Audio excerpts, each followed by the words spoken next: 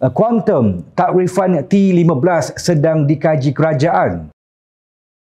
Kerajaan sedang mengkaji takrifan bagi T15 selepas perpandangan jumlah yang ditetapkan Jabatan Perangkaan Malaysia DOZM bagi golongan itu ketika ini, iaitu kira-kira RM13,000 terlalu rendah, kata Datuk Seri Anwar Ibrahim.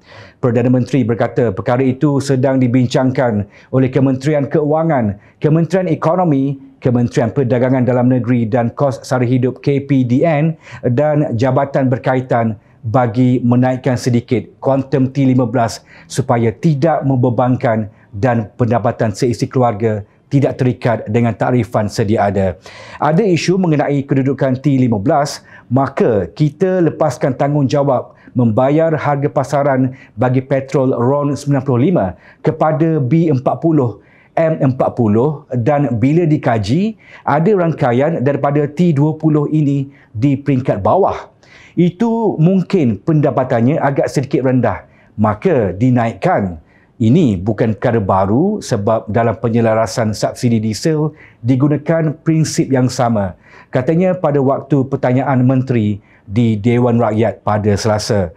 Beliau menjawab soalan Hu Pui Tiong, PH Kota Melaka, mengenai definisi T15 dalam soal subsidi bersasar untuk petrol RON 95 seperti yang dinyatakan dalam Belanjawan 2025 dan mekanisme yang akan digunakan berkaitan pelaksanaan cukai dividen 2% ke atas pendapatan dividen melebihi RM100,000 bagi pemegang saham individu. Dalam pada itu, sebelum ini, PMX turut berkata usaha kerajaan dalam membantu rakyat khususnya golongan yang memerlukan sama sekali tidak akan menyebabkan kerajaan jatuh. Sebaliknya, punca utama adalah akibat amalan rasuah. Anwar yang juga Menteri Kewangan berkata belum pernah tercatat dalam sejarah dunia mengenai tumbangnya sesebuah kerajaan kerana memperuntukkan perbelanjaan besar untuk kepentingan rakyat. Saya tak pernah baca atau ada sejarah dunia, sama ada sejarah Islam, Cina Purba, India, Arab atau Amerika Latin, bahawa ada kerajaan jatuh kerana belanja banyak untuk tolong rakyat miskin. Belum pernah tercatat dalam sejarah ada mana-mana pemerintah itu kalah atau jatuh kerana membantu rakyat miskin atau menaikkan gaji yang sepatutnya dengan bagi upah yang adil. Kerajaan jatuh kerana rasuah, penyelewengan, tamak haloba, pimpinan kaut harta yang bukan hak mereka. Itu yang menyebabkan negara tumbang, katanya ketika berucap pada majlis peluncuran Residensi Madani Putrajaya pada Isnin. Perdana Menteri berkata langkah menaikkan kadar gaji minimum kepada RM1,700 seperti diumumkan dalam Belanjawan 2025 merupakan tekad politik yang jelas menggambarkan keseriusan kerajaan terhadap aspek kesejahteraan rakyat. Beliau berkata kerajaan turut menumpukan aspek pembinaan rumah mampu milik yang mampu dimiliki golongan berpendapatan sederhana dan rendah di negara ini.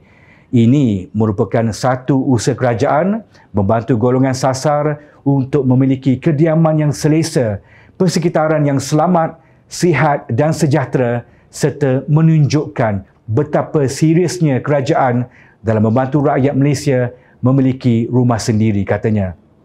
Justru PMX menggesa semua pihak pemaju yang terlibat agar menyiapkan projek dengan segera mengikut tempoh masa yang ditetapkan, namun tetap mengutamakan aspek kualiti serta mutu rumah yang disiapkan.